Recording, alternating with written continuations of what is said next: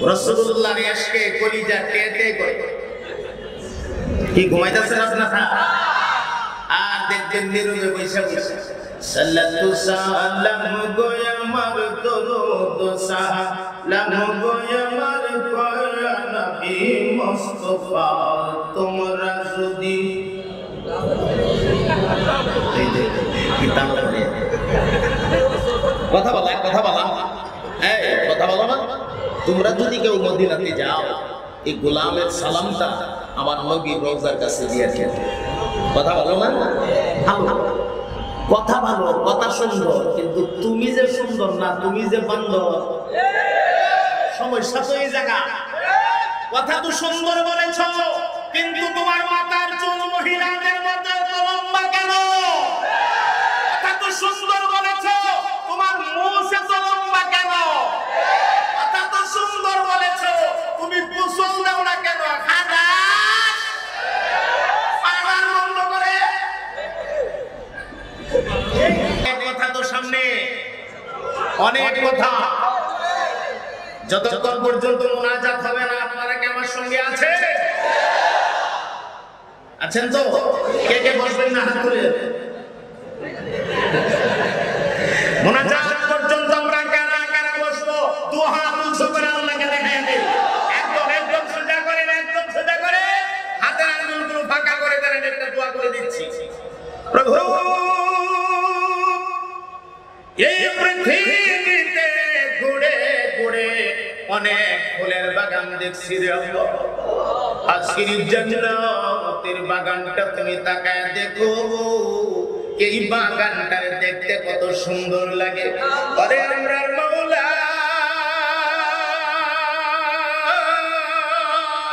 এই বাগানের যে হাতটা তোমার কাছে ভালো লাগে আল্লাহ, যেই চেহারাটার দিকে তাকাইলে তোমার কুদরতি কলিজায় মায়া লাগে গো মাওলা, এই চেহারাটার ওসিলায় আমাদের প্রত্যেকটা মানুষকে তোমার ওলি হিসাবে কবুল করে নাও।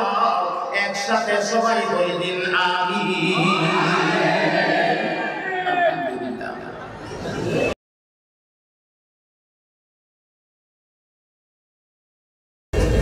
রাসূল আরবি বলেন প্রত্যেকটা জিনিসের একটা করে কলব আছে। ঠিক কোরআনুল কারীমেরও একটি কলব আছে। আল্লাহর কোরআনের কলব হচ্ছে সূরা ইয়াসিন। কোরআনুল কারীমের কলবের নাম কি? জি, সবাই বলেন নাম কি? মনে থাকবে তো ইনশাআল্লাহ? এই সূরার অসংখ্য ফজিলত সমূহের মধ্য থেকে একটা ফজিলত শুধু বলছি। সাকরাতে মওত যখন শুরু হয়ে যায়, যে লোকের মওতের যন্ত্রণা শুরু হয়ে গেল, এমন ব্যক্তির কাছে যদি আল্লাহর কোরআনের সূরা ইয়াসিন তেলাওয়াত করা হয়, সূরা ইয়াসিনের বরকতে আল্লাহ তাবারক ওয়া তাআলা মৃত্যুর যন্ত্রণাকে আল্লাহ তাআলা হালকা করে দেন। সকাল বিকাল যেই মানুষটা এই সূরা তেলাওয়াত করবে, এই মানুষটার সকল প্রকারের জিম্মাদারি আল্লাহ তাআলা নিজে ওনার কুদরতি হাতে নিয়ে যান। তাহলে এই সূরাটা উম্মতের জন্য অত্যন্ত গুরুত্বপূর্ণ একটি সূরা।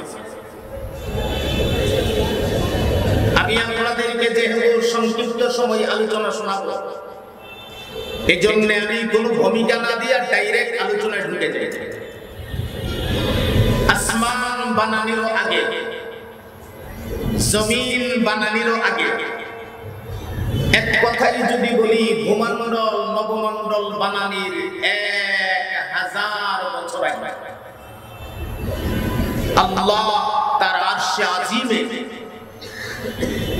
এই সূরাটা ওনার হাবিব মুহাম্মদুর রাসূলুল্লাহ সাল্লাল্লাহু আলাইহি সাল্লামকে আল্লাহ নিজে তিলাওয়াত করে শোনাইছেন।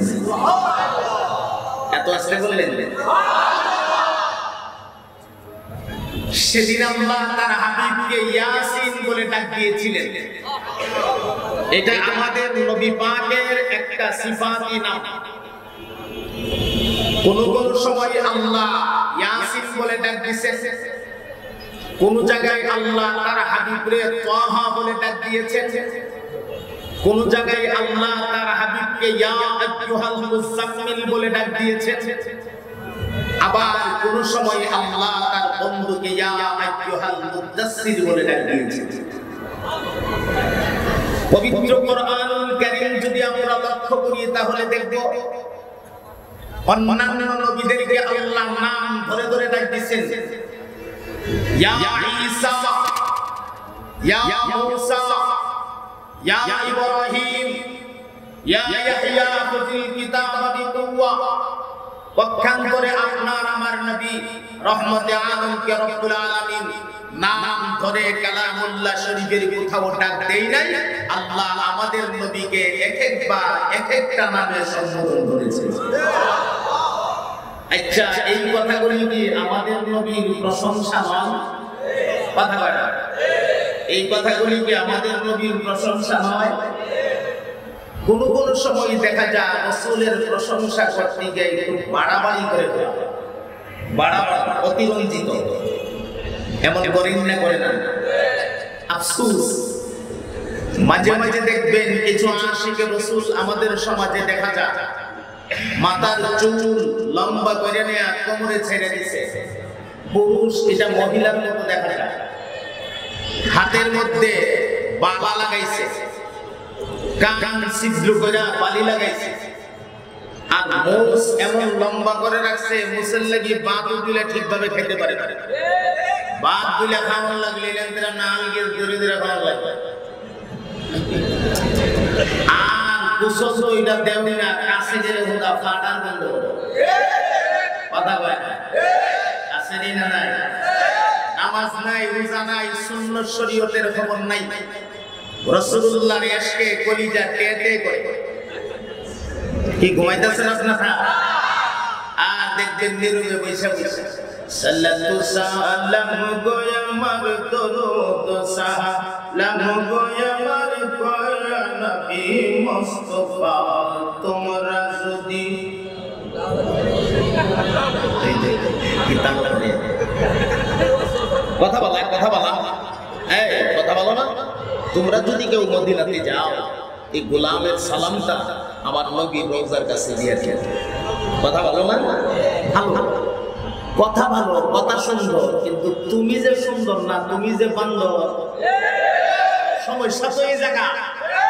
কথা তো সুন্দর বলেছ, কিন্তু তোমার মাথার চুল মহিলাদের মতো লম্বা কেন? কথা তো সুন্দর বলেছ, তোমার মুখ এত লম্বা কেন? কথা তো সুন্দর বলেছ, তুমি গোসল দাও না কেন? খাদা পানার বন্ধ করে মদিনা শরীফে মাটি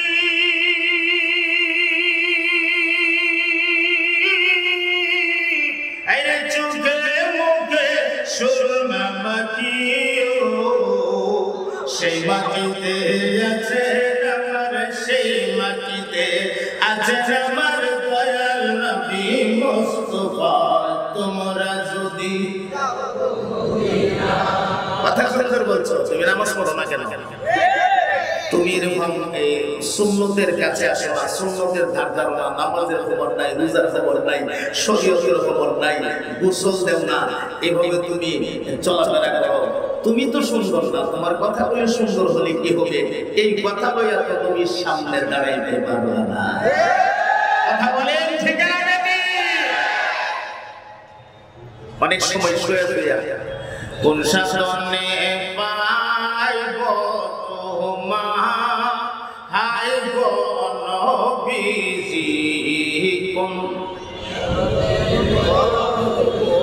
শুরু করে দিছে, কষ্ট হইতেছে, চাপাস করতেই বলছি, নামাজ নাই, রোজা নাই, তুমি শুয়ে শুয়ে কোন সাধনের নবী হইবা? তোমার মতো খাটাসের কাছে নবী আইবে? হ্যাঁ, নবীকে কেমনে পাইবে? একটা ছোট্ট আমল বাতায় দিয়ে দিয়ে আলহামদুলিল্লাহ। আপনারা নামাজের কোন দরুদ শরীফ পড়েন? আপনারা যারা পারেন আমার সাথে পড়েন, আল্লাহুম্মা সাল্লি আলা মুহাম্মাদ মুহাম্মাদিন ওয়া আলা আলি মুহাম্মাদ কামা সাল্লাইতা আলা ইব্রাহিম ওয়া আলা আলি ইব্রাহিম ইন্নাকা হামিদুম মাজিদ। জুজবে আউয়াল। আর 2 নাম্বার জুজ আমি তেলাওয়াত করলাম না সময়টা সেভ করার জন্য। এই দুরূদটা আপনি প্রতি 5 ওয়াক্তের নামাজের পরে নিয়মিত 100 বার করে পড়বেন। এটা আমাদের বুজুর্গানি দ্বীনের পরীক্ষিত আমল। কয়বার? বিশেষ করে বাদাল ইশা নামাজের মুসাল্লাতে বসে বসে 100 বার দুরূদ শরীফটা পড়ে আল্লাহর কাছে মুনাজাত দিয়ে নামাজের মুসাল্লাতে আপনি ঘুমায় যাবেন সুন্নাত তরিকায়। সুন্নাত তরিকার ঘুম তো মনে হয় বেশি তোয়া, তাহলে এমনি ঘুম তোয়া কেমনে জানা আছে ইনশাআল্লাহ। ডান করতে হাতটা এভাবে দিয়ে এই হাতের এই জায়গায় মাথাটা রাখবেন। ঘুমের ভেতরে যদি আপনি করট দিয়ে দেন, একটা না 100টা করট দিয়ে দেন, কোনো অসুবিধা নাই। জি, তাহলে আমলটা খেয়াল থাকবেন ইনশাআল্লাহ। 5 ওয়াক্তের নামাজের পরে কয়বার? কথা কয় না, কয়বার? বিশেষ করে ইশার নামাজের পরেও কয়বার? কইরা কি করবেন? দাঁড়ায় থাকবেন? কি করবেন? এইভাবে 100 বার করে করে দরুদ ইব্রাহিম পাঠ করে আপনি আমল চালায় যাবেন। 40টা দিন আমলটা চালাবেন, টানা 40টা দিন। আল্লাহর কসম করে যদি বলি কাফারা আমাকে দেওয়া লাগবে না ইনশাআল্লাহ। 40টা রাতের ভেতরে কোনো না কোনো রাতে স্বপ্ন যুগে আমার নবী পাকের সাথে আপনার মোলাকাত হয়ে যাবে।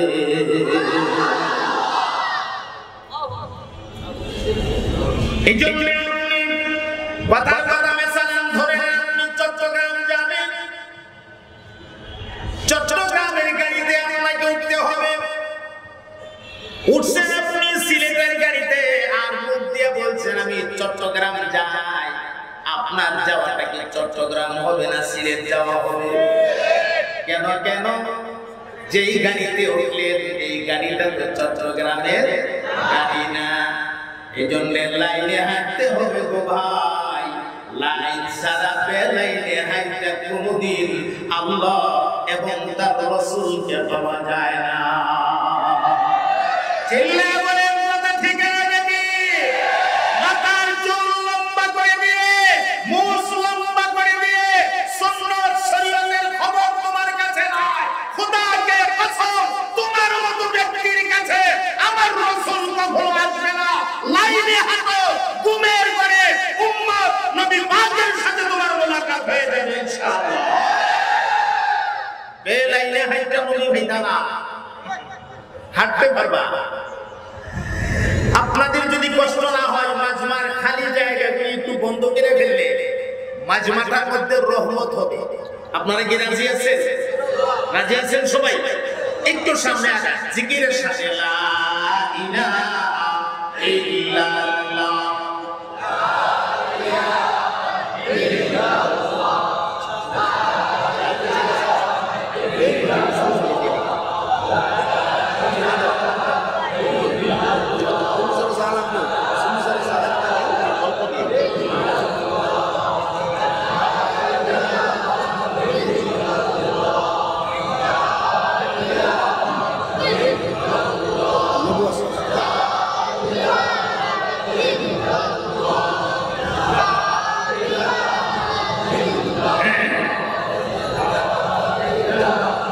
মোহাব্বতের আওয়াজে বলুন লা ইলাহা ইল্লাল্লাহ,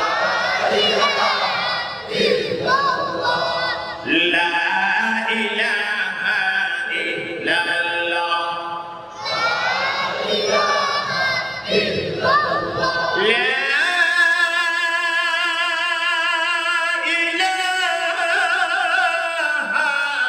ইল্লাল্লাহ মুহাম্মাদুর রাসূল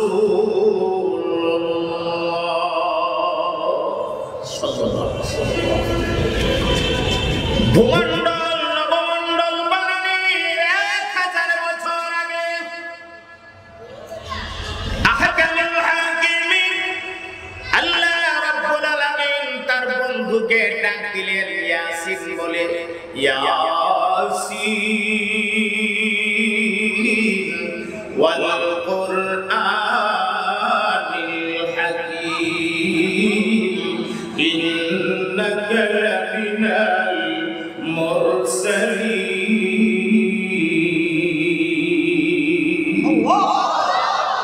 আল্লাহ ডাক দিয়ে বলেন, ও আমার হাকিম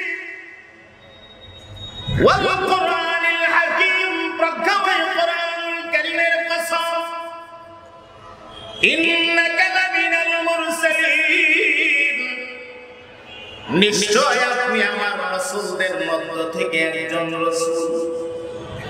রাসূল তো রাসূল, সাধারণ রাসূল না গো, যিনি ইমামুল মুরসালিন, যিনি সাইয়্যিদুল মুরসালিন, যিনি সরওয়ারে কায়নাত, যিনি ফখরুত দুজাহা ফখরে আলম, যিনি রহমতে আলম রাহমাতুল লিল আলামিন, যিনি রাস্তা দিয়ে হাঁটলে রাস্তার কিনারার পাথর সালাম দিত, রাস্তার কিনারার বৃক্ষগুলিরে আমার আল্লাহ জবান খুলে দিত, রাস্তার কিনারার বৃক্ষগুলি পর্যন্ত আমার নবীকে দেখা মাত্র সালাম জানাইত।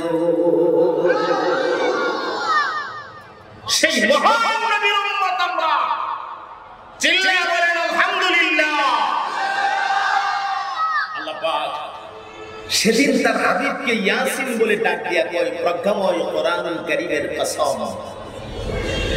কোরআনুল কারীম এটি এমন চমৎকার জিনতওয়ালা এক কিতাব, যে কিতাবের সাথে পৃথিবীর কোন কিতাবের তুলনা হতে পারে না।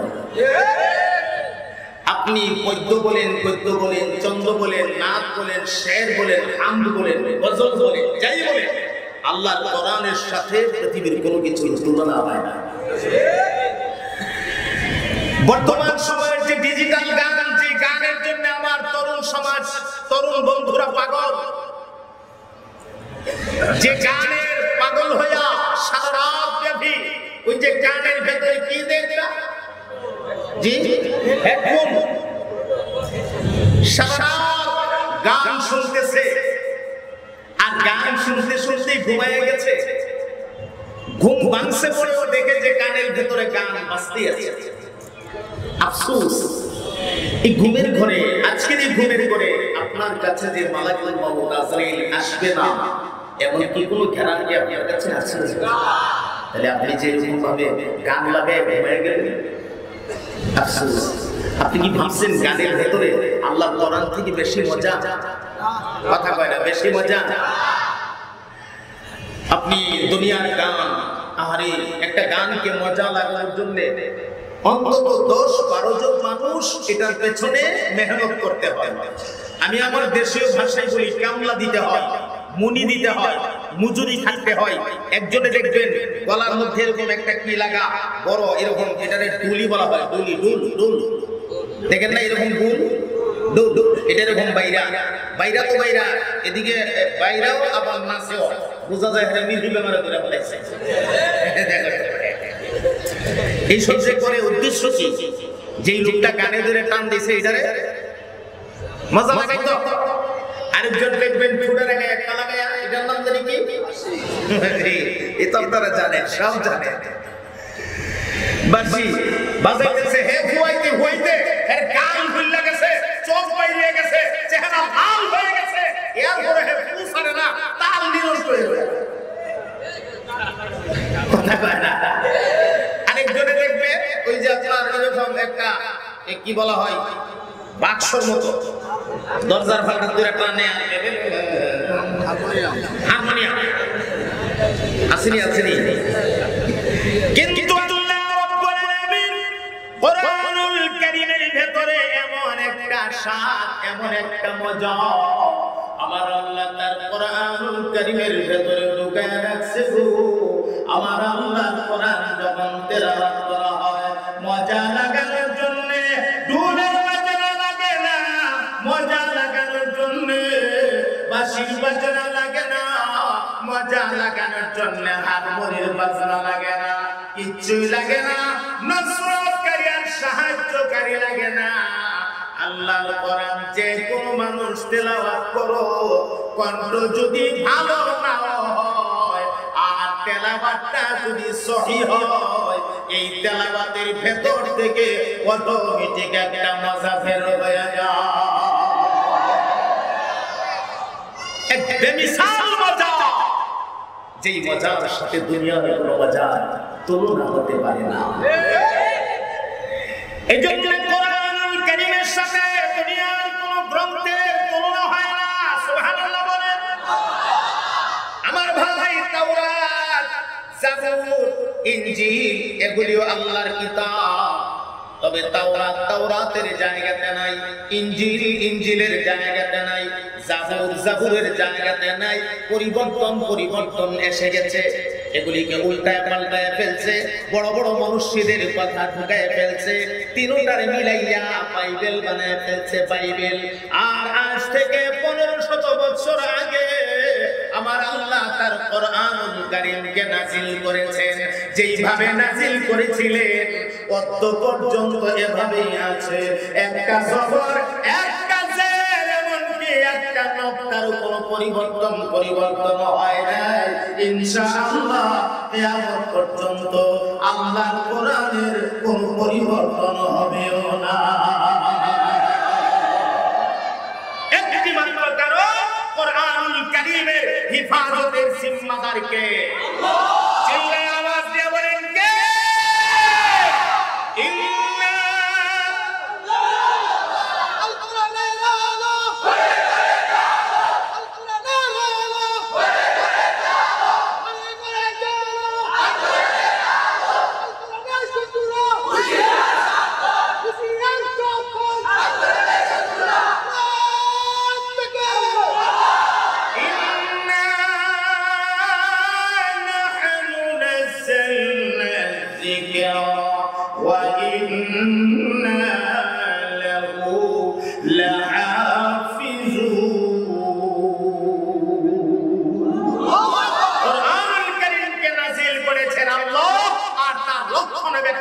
হিফাজতের দায়িত্ব আল্লাহ পাক নিজে ওনার পুত্রকে হাতে রেখে দিয়েছেন। চিল্লায়ে বলেন সুবহানাল্লাহ।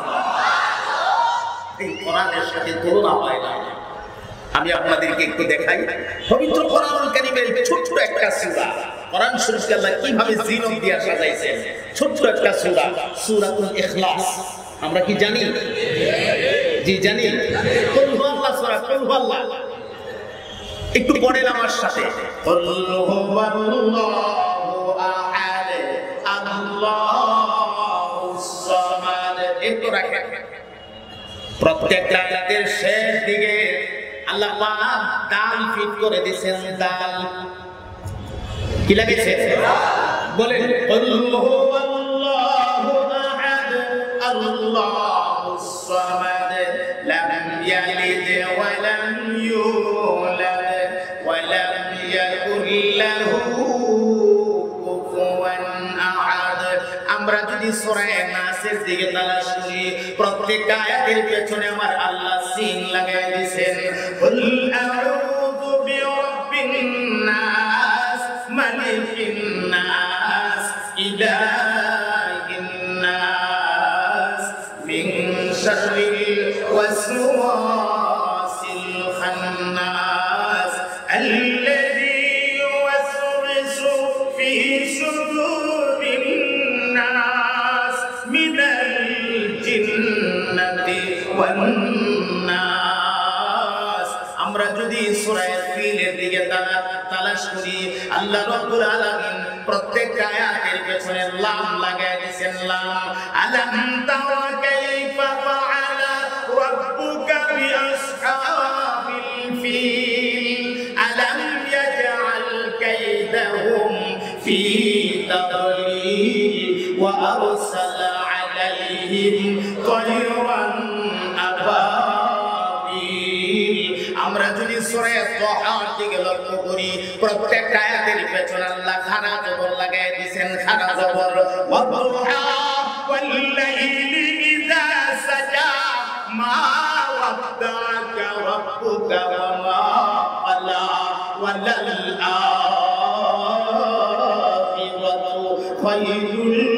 لك من الأولى ولسوف يعطيك ربك فترضى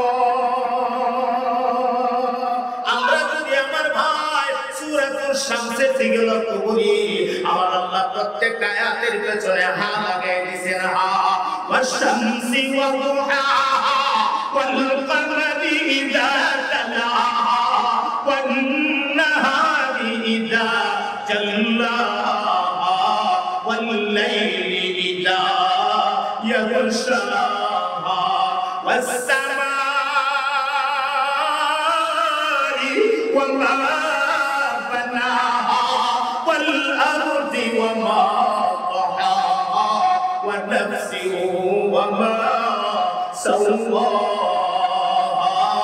আমরা যদি সূরাতুর রহমান আমার আল্লাহ প্রত্যেকটা আয়াতের পেছনে নুন লাগাই দিয়েছেন নুন আর রহমান আল্লামাল কুরআন খালাকাল ইনসান আল্লামাহুল বায়ান আশ-শামসু ওয়াল কমারু বিহিসবান মুহাব্বতের আওয়াজে আমার আল্লাহর কিবরিয়াত বয়ান করে দিন গো ভাই একসাথে বলে দিন আল্লাহু আকবার আর জোরে চিল্লায়ে বলেন আল্লাহু আকবার আল্লাহ তাআলা কোরআনুল কারীমকে যে চমৎকার ভাবে জিনত দিয়ে সাজাইছেন আল্লাহর কোরআনের মতো বিকল্প আরেকটা গ্রন্থ পৃথিবীতে নাই ইনশাআল্লাহ কিয়ামত পর্যন্ত হবে না আল্লাহ আজ থেকে 1500 বছর আগে কষ্ট হইতেছে আপনাদের আমাদের হযরত হাফিজুর রহমান সিদ্দিকী কুয়াকাটা হুজুর বলে গেছেন আপনারা 15 মিনিট বসার জন্য আমার তো 15 মিনিট বেশি হয়ে গেছে হ্যাঁ কষ্ট হইতেছে না আপনাদের কথা লম্বা হবে অনেক কথা তো সামনে অনেক কথা যতক্ষণ পর্যন্ত মুনাজাত হবে না আপনারা কি আমার সঙ্গে আছেন তো কে কে বসবেন না হাত তুলে মুনাজাত পর্যন্ত আমরা কারা কারা বসবো দু হাত উঁচু করে আল্লাহকে দেখাইয়া দেই একদম সোজা করে হাতের আঙ্গুলগুলো ফাঁকা করে দেন একটা দোয়া করে দিচ্ছি প্রভু এই পৃথিবীতে ঘুরে ঘুরে অনেক ফুলের বাগান দেখছি রে আল্লাহ আজকের জান্নাতের বাগানটা তুমি তাকায় দেখো এই বাগানটা দেখতে কত সুন্দর লাগে আরে আমরার মাওলা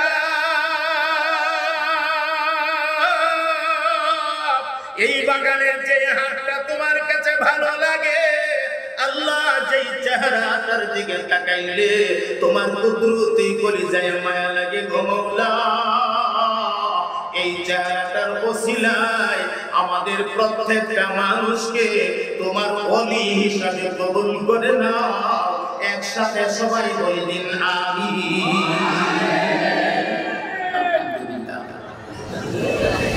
আমার তার বন্ধু কোরআনুল কারীম এক বেমিসাল কিতাব আজ থেকে 1500 বছর আগে আমার আল্লাহ কোরআন নাযিলের সময় একটা চ্যালেঞ্জ করেছিলেন চ্যালেঞ্জ আমার কোরআনুল কারীমের প্রতি যদি তোমাদের কোনো সন্দেহ থাকে আমার কোরআনের সূরার মতো একটা সূরা বানাও একটা সূরা বানাও অদ্য পর্যন্ত পারছে কেউ আর যেরকম পারছে কেউ কিয়ামত পর্যন্ত পারবে কেউ বলেন ইনশাআল্লাহ পারবে না পারবে তো দূরের কথা কোরআনুল কারীমের একটা জবর একটা জের এবং একটা নুকতার পরিবর্তন হবে না যদিও কোরআনুল কারীমকে মিঠাইয়া দেওয়ার জন্য যদিও কোরআন ওয়ালাদেরকে মিঠাইয়া দেওয়ার জন্য যদিও কোরআন মাননেওয়ালাদেরকে মিঠাইয়া দেওয়ার জন্য গোটা দুনিয়া ব্যাপী ষড়যন্ত্র হচ্ছে খোদাকে কসম ষড়যন্ত্র করতে পারো ষড়যন্ত্র অব্যাহত থাকবে আল্লাহর কোরআনের কোনো ক্ষতি হবে না ইনশাআল্লাহ কোরআন ওয়ালাদের কোনো ক্ষতি হবে না কোরআন ওয়ালাদের হিফাজতের জিম্মাদার সরাসরি আল্লাহ কথা বলেন ঠিক না বেটি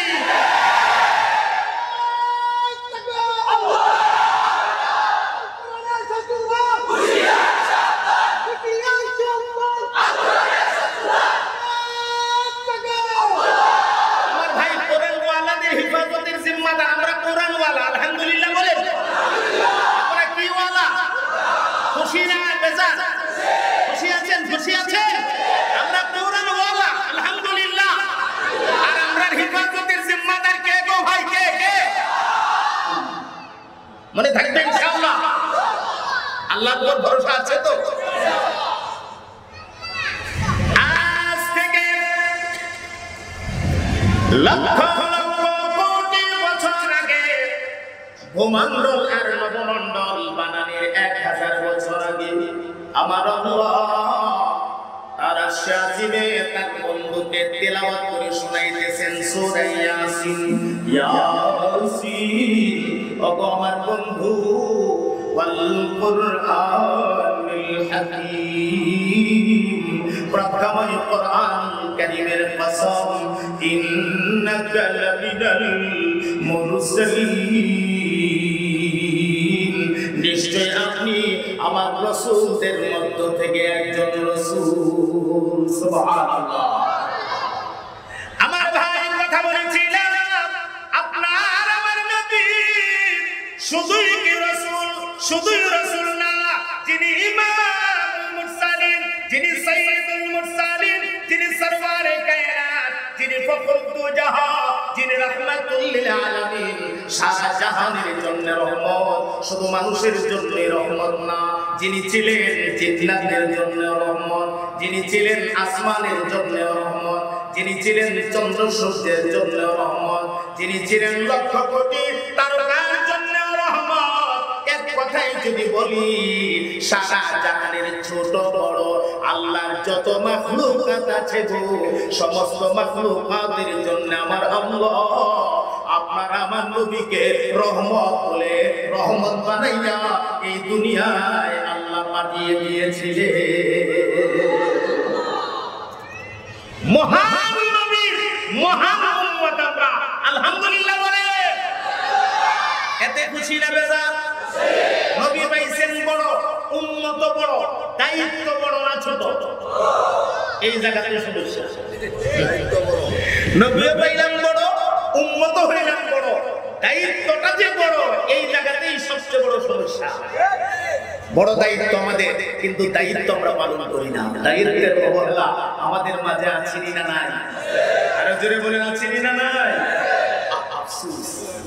আমি যদি আপনাদেরকে সাহাবায়ে কেরাম আজমাইনের জিন্দেগি থেকে ছোট্ট একটা জিন্দেগি শোনাইতে চাই, কথা তো লম্বা হয়ে যায়। আপনারা তো বলেন, বলতেছেন ঠিক আছে, কিন্তু আমি শুরু করে দিলে কতক্ষণ যে টিকবেন?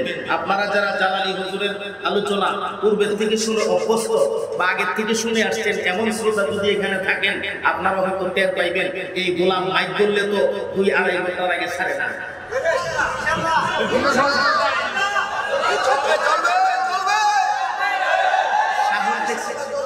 কত বড় সাহস! ভয় পেয়েছেন? ভয় পেয়েছেন? ভয় পেয়েন না। আপনাদের মেজাজ কিন্তু আমি বুঝি, আপনাদের মেজাজ বুঝি।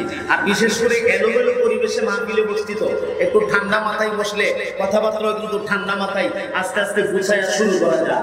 এলোমেলো পরিবেশে বৈশা কথাবার্তা শুরু করছি, এই কারণে আজকে শুরু থেকে একটু এলোমেলো এলোমেলো মনে হইতেছে। এরপরও আমি কথাগুলোকে সিরিয়ালে আনার জন্য অনেকটা চেষ্টা করতেছি। বাকি আল্লাহ তাআলার কাছে সাহায্য চাই, আল্লাহ তাআলা তৌফিক দান করেন সবাই, আমিন। আমার মুহতারাম বন্ধু, সাহাবায়ে কেরাম আজমাইনের জিন্দেগি থেকে আমি ছোট্ট একটা জিন্দেগি শোনাই। সাহাবায়ে কেরাম আজমাইন রাসূল করিম সাল্লাল্লাহু আলাইহি ওয়াসাল্লামের প্রতি তাদের ভালোবাসা, তাদের মহব্বত কি পরিমাণ ছিল, আর কোরআনুল কারীমের প্রতি তাদের আকর্ষণ কেমন ছিল, আল্লাহর কোরআনকে তারা কত ভালোবাসত। আমি আপনাদেরকে একটা ওয়াকিয়ার দিকে নিয়ে যাইতেছি, হাদিস শরীফের ওয়াকিয়া।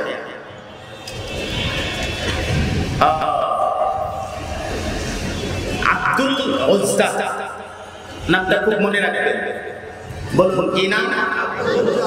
আব্দুল উজ্জা।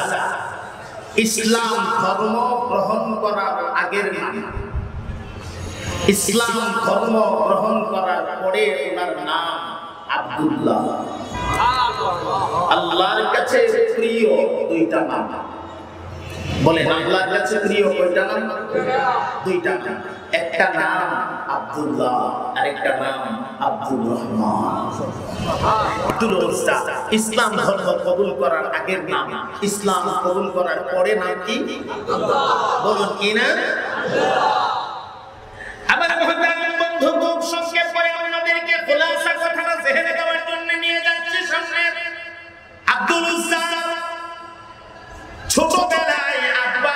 গেছে এতিম, আব্বা মারা গেছে এতিম মানুষ আব্দুল উজ্জা চাচার ঘরে লালিত পালিত হয়েছে। মোটামুটি বুলুগিয়তে পৌঁছে গেলে আব্দুল উজ্জা কিছু সোনা দানা ভেড়া বকরির মালিক হয়েছে।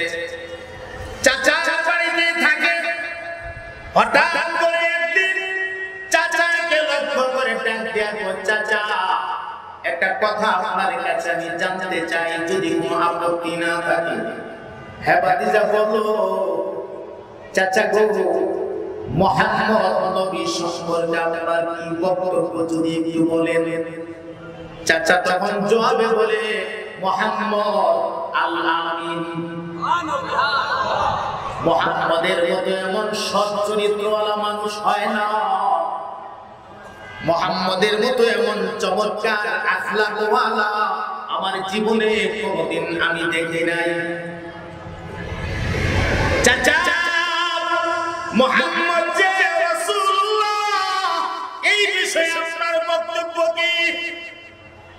চাচা তখন ডাক দিয়ে বলে, ভাতিজা মুহাম্মদের ধর্ম যদিও সত্য, কিন্তু আমি আমার বাপ দাদার কপালে চুনকালি লাগাইতে পারবো না, তাই মুহাম্মদের ধর্ম গ্রহণ করা সম্ভব না। জব খেয়াল করছেন, যদিও মুহাম্মদের ধর্ম সত্য, কিন্তু আমি আমার বাপ দাদার কপালে চুনকালি লাগাইতে। আব্দুল উজ্জা তখন চাচার চেহারার দিকে তাকায় ডাক মারলেন, হ্যাঁ চাচা, আপনি নবী মুহাম্মদুর রাসূলুল্লাহ সাল্লাল্লাহু আলাইহি ওয়াসাল্লামকে নবী হিসাবে মানেন আর না মানেন গো চাচা? আমার ইয়াকিন হয়ে গেছে উনি আখির জামানার নবী, কোনো সন্দেহ নাই। অতএব আপনার সামনে এই মুহূর্তে আমি বলে দিলাম, আশহাদু আল্লা ইলাহা ইল্লাল্লাহ ওয়া আশহাদু আন্না মুহাম্মাদান আবদুহু। চাচা চেহারা লাল হয়ে গেছে, চোখগুলো লাল হয়ে গেছে, রাগান্বিত চেহারা। ভাতিজার চেহারার দিকে তাকাইয়া চাচা তখন ডাক মারলেন, ভাতিজা রে, তোমার আব্বা নয়, আমি তোমার চাচা, তোমাকে লালন পালন করেছি। আজকে আমার চোখের সামনে আমার বাপ দাদার কপালে কলঙ্ক লাগাইয়া দিলে, বাপ দাদার কপালে চুনকালি লাগাইয়া দিলে। এ ভাতিজা, এখনো সময় আছে, মুহাম্মদের ধর্মটা ছেড়ে দাও বাঁচতে যদি চাও। আর যদি না ছাড়বে, তোমার সারা জীবনের কামাইয়ের সোনা দানা ভেড়া বকরি কিচ্ছু পাবে না, খালি হাতে তোমাকে বাড়ি থেকে বের করে দেওয়া হবে। আমার আল্লাহ আব্দুল উজ্জার ঈমানের নূর আমার আল্লাহ বাড়ায়া দিয়েছে, ঈমানের নূর যেন কলিজায় জ্বলা উঠছে। আব্দুল উজ্জা তখন চাচার চেহারার দিকে তাকায় ডাক মারছে, ওগো আমার চাচা, আপনি আমার সোনা দানা ভেড়া বকরি রেখে দেওয়ার ভয় আমাকে দেখাবেন না। আমি তো এমন এক নবীর প্রতি ঈমান আনছি গো, আর এমন এক মালিককে আমি বিশ্বাস করেছি। আমি আমার মালিকের কসম দিয়ে বলছি, আমি আমার জান দিতে পারি, জান, শুধু দৌলত কেন, আমার জান দিয়ে দিতে পারি। এরপরেও একটা মুহূর্তের জন্য আমি আমার মালিক আমার আল্লাহ ছাড়তে পারি না।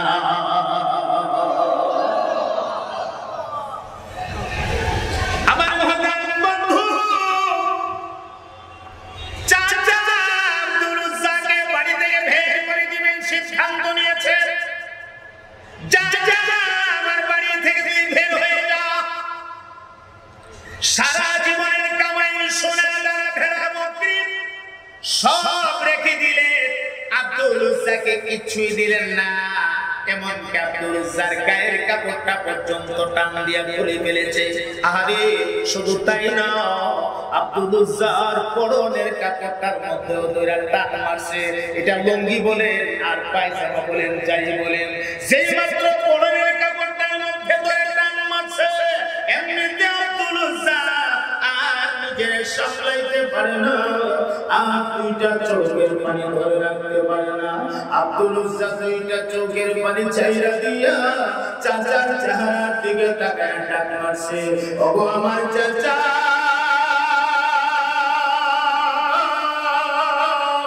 আমার আব্বা দুনিয়াতে নাই গো, আমি একটা ইয়াতীম। আজকে যদি আমার আব্বা দুনিয়াতে থাকতো, আপনি নিশ্চয় আমার সঙ্গে এমন আচরণটা করতে পারতেন না। আপনি আমার সমস্ত সম্পদ রেখে দিয়েছেন, আমার কোনো আপত্তি নাই। আমার শরীরের কাপড়টাও রেখে দিয়েছেন, আমার কোনো আপত্তি নাই। আমি আপনাকে অনুরোধ কইরা বলি গো চাচা, আমার পরনের কাপড়টা রাইখা দয়া করে আমাকে আপনি বেইজ্জতি করবেন না, আমাকে আপনি দয়া করে শর্মিন্দা বানাবেন না। আমার ভাই একটা কথা আছে, কামারের ঘরে কোরআন পড়ে লাভ নাই, বললে কি হবে? আব্দুল উজ্জার চাচা কিলে কোনো দরদ নাই, ওই যে পরনের কাপড়টা, এই কাপড়টা পর্যন্ত টান দিয়ে খুইলা রেখা দিছে। আরে আব্দুল উজ্জারে উলঙ্গ বানাইয়া ঘাড়ে ধরে ধাক্কা দিয়ে ঘর থেকে বের করে দিয়েছে। আব্দুল উজ্জা এখন কোথায় যাবে, কি করবে? একেবারে কিং কর্তব্য বিমূঢ় হয়ে পড়েছে। জন্মদাতা দুঃখিনী মা, একটা কুঁড়ে ঘরের মধ্যে মা থাকে, আস্তে আস্তে মায়ের কাছে যাবে নিয়ত করেছে, কিন্তু এই অবস্থায় মার কাছে কেমনে যাবে? গাছের পাতা টান দিয়া ছিঁড়া, ওই গাছের পাতা দিয়া কোন রকম ইজ্জতটাকে রক্ষা করেছে। এটা সুন্নতে আদম, আমি বলে থাকি সুন্নতে আদম। ওই যে জান্নাতের ভেতরে আল্লাহ তাআলা আদম এবং হাওয়াকে বলছিলেন, ওয়া কুলনা ইয়া আদম উসকুন আনতা ওয়া যাওজুকাল জান্নাহ ওয়া কুলা মিনহা রাগাদান হাইসু শি'তুমা ওয়া লা তাকরাবা হাযিহি আশ-শাজারাতা ফাতাকুনা মিনাজ যালিমিন। আল্লাহ রাব্বুল আলামিন একটা বিশেষ গাছকে ইশারা দিয়ে আদম এবং হাওয়াকে বলেছিলেন, এ আদম এবং হাওয়া, আমার জান্নাতে যত নিয়ামত আছে সবগুলি নিয়ামত তোমরা খাবে, ওয়ালা তাকরাবা হাযিহি আশ-শাজারা, একটা বিশেষ গাছকে ইশারা দিয়ে আমার আল্লাহ বলেন, এই গাছের ফল খাবে তো দূরের কথা, এই গাছটার কাছেও কিন্তু তোমরা যাবে না। শয়তান হাওয়াকে কাবু করে ফেলেছে, হাওয়া নরম হয়ে গেছে। নরম কিভাবে কাবু করলেন? শয়তান হাওয়ারে ডাক দিয়ে কয়, হাওয়া, আপনি কি জানেন এই গাছের ফল খাইতে আল্লাহ কেন নিষেধ করেছে? জানেন কি? কয় না না না, আল্লাহ বলেছেন, আল্লাহর ইচ্ছা হলো এই গাছের ফল যদি আপনারা খেয়ে ফেলেন, আপনাদেরকে দুনিয়াতে পাঠাইতে পারবে না, আর আল্লাহর মানসা আপনাদেরকে দুনিয়াতে পাঠাইয়া দেওয়া। আর ফলটা খেয়ে ফেললে আল্লাহ আর আপনাদেরকে জান্নাত থেকে বাইরে করে দুনিয়াতে পাঠাইতে পারবে না। এই কারণে গাছের ফল আপনাদেরকে নিষেধ করেছে। বুঝছেন কথা? এই গাছের ফলটা যদি খেয়ে ফেলেন, আল্লাহ আর দুনিয়াতে পাঠাইতে পারতো না। এই কারণে আল্লাহ আপনাদেরকে গাছের ফল খাইতে নিষেধ করছে। এটা খায়া নিলে আল্লাহ বলে আর পারতো না। কথা বুঝতেছেন? হাওয়া শয়তানের কথায় কাবু হয়ে গেছে। আদমকে গিয়ে বললেন, আসেন আমরা গন্ধম খেয়ে ফেলি। আদম ডাক দিয়ে বলে, আল্লাহ কাছে যাইতেও নিষেধ করেছে। হাওয়া ডাক দিয়ে বলে, কে বলেছে আপনাকে কাছে যাইতে? আল্লাহ যেহেতু কাছে যাইতে নিষেধ করেছে, আপনি কাছে যাবেন না, আমি এনে দিব, আপনি খাবেন। বুঝেন নি কথা? কাছে যাবেন না, আল্লাহ তো না বলছে কাছে যাইতে, যাবেন না, আমি আনিয়ে দিই, আপনি খান। দুজনে মিলে গন্ধম খাইলেন। গন্ধম খাওয়ার পরে অটোমেটিক তাদের শরীরের কাপড় পরে গেছে, জান্নাতি কাপড়, দুজন উলঙ্গ হয়ে গেছে। আমার আল্লাহর জান্নাতে একটা তিন গাছ আছে, তিন, ওয়া তিন ওয়া যাইতুন ওয়া তুরি সিনিন ওয়া হাদাল বালাদিল আমিন লাকাদ খালাকনাল ইনসানা ফি আহসানি তাকওয়ীম। আল্লাহ তাআলা সূরা ৩-এ ওই ৩-এ কসম খেয়েছেন। ৩ হচ্ছে জান্নাতের গাছের একটা ফল। ৩ ওই ৩ গাছের পাতা দিয়ে আদম আলাইহিস সালাতু ওয়াস সালাম এবং হাওয়া আলাইহিস সালাতু ওয়াস সালামা ওই দুইজনে তাদের ইজ্জতটা ঢাকছিল। এরপরে আসমানের দরজা খুলে গেছে। আল্লাহ তাআলা আদমকে